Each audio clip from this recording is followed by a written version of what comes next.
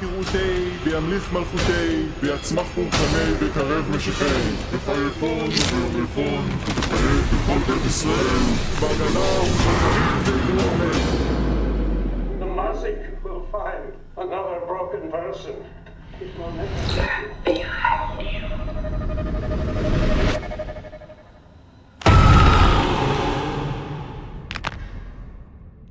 Dave, Jeff in Vegas. Good morning. How are you?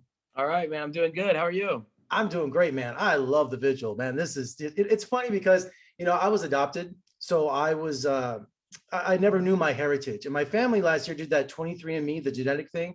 I found out because, I knew I was Italian my whole life. I'm Sicilian, but I found out that I'm an Italian Jew, that I had like 70% of me is, I can't remember, Ashkenazi. I can't pronounce that. Ashkenazi. I'm one of them, and I grew up next door to a Jewish family, and they kept saying, you're Jewish. I'm like, I'm Protestant. What are you talking about? But I found out. Exciting. Yeah, it is, because I always had just an affection for the Jewish faith and community. It's just something inside me. So I love this movie because we always see Christian demon movies. That's so boring. Throwing up. Switch it up. Well, you play a Shomer in the Vigil. Can you tell us what that is? That's Gentiles. Yeah, so a Shomer is someone who is commanded to watch the dead in the time between the time that they've died and the time that they're buried. And it's actually something that I needed to learn about before doing the Vigil as well. Well, Yaakov soon realizes something is very wrong during his sit. Do you think it's because I interpreted that he lost his faith? He left the Jewish community. Did he lose his faith, or how do you interpret that? That's a very interesting question. It's a big point of contention on set.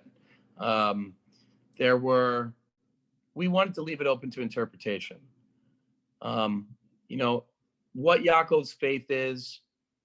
To understand Yaakov's faith, one has to understand how deeply intertwined his community is with faith. So for Yaakov, leaving a community might mean leaving his faith.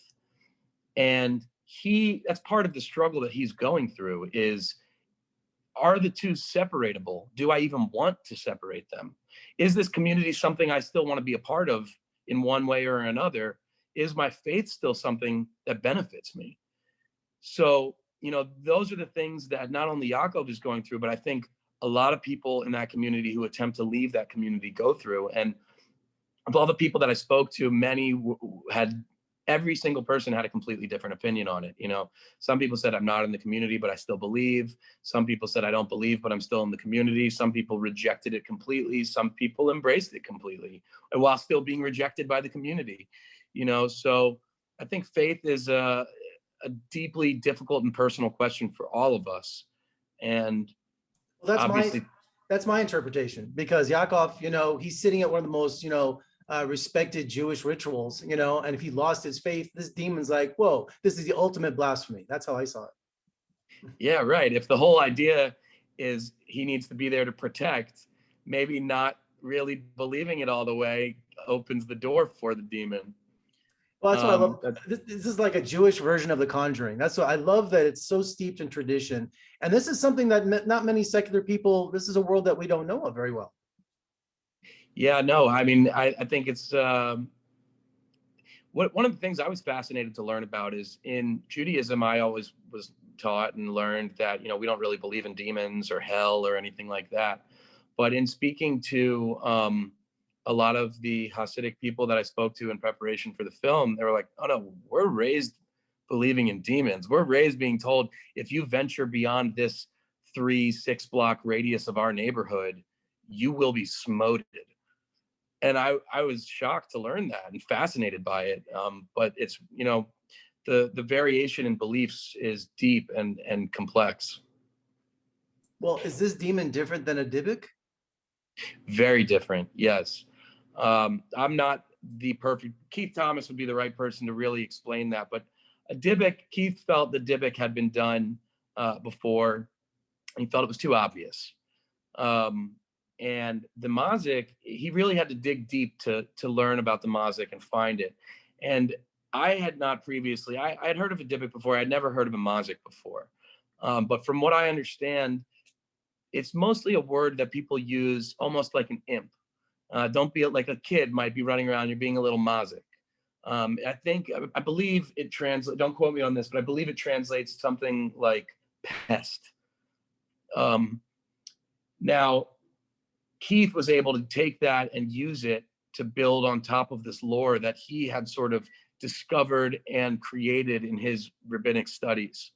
And the Mazik is really special for this film because it is unique to this film. I don't think it's ever been conceived of in this way, and it gave us a lot of freedom to figure out how to react to it, how it behaves, and what it's capable of. Right, because I can't tell you how many times I've watched A Serious Man and the Coen Brothers. I just love the beginning, with Flavish Finkel being a Dybbuk. I've watched that over and over and over, but it wasn't demonic. So I just have a different definition of a Dybbuk, and like you said, your version is a demon because I think there's blasphemy afoot, and he's out there to get revenge on Yaakov. Now, you brought up Keith. Tell me about his style, because he wrote and directed the movie, and what was it like working with him?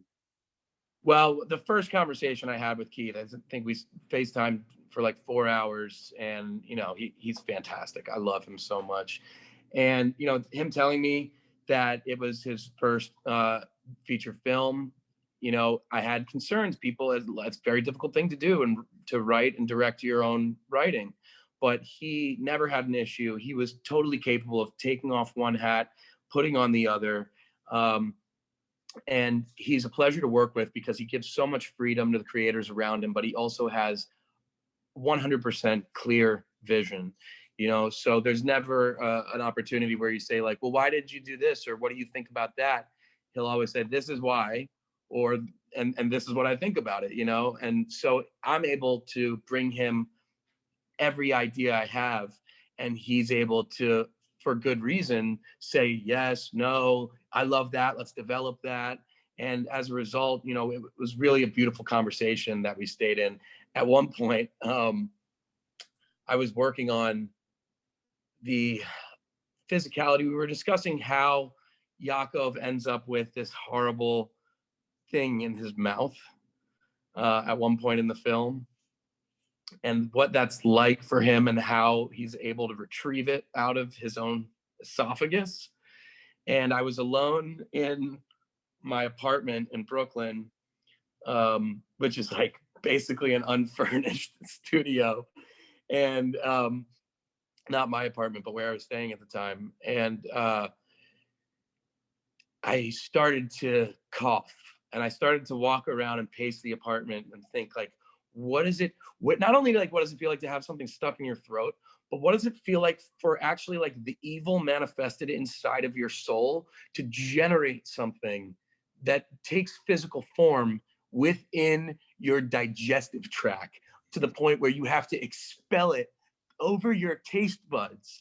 And I start just like coughing and hacking alone in this apartment, just losing it. And I realize in this moment, like, I have to document this somehow. I have to remember exactly what I'm going through. Gotta go, Keith. So I gotta call Keith. I pulled my phone out, and I just full on selfie. And I don't want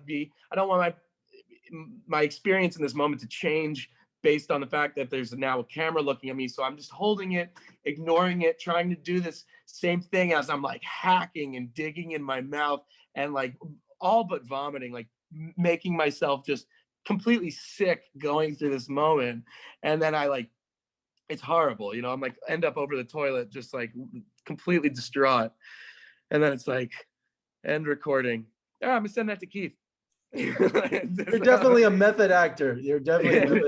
But he loved it. He was like, dude, you're crazy. Like, what is this? And I was like, what do you think? He was like, yes, use it. That's great. I'm like, okay, good. Glad we're on the same page. I had no idea this was his first film. What a style, Did he have any kind of tricks for the intense scenes? What was the most intense scene that you had to find somewhere in yourself to react to?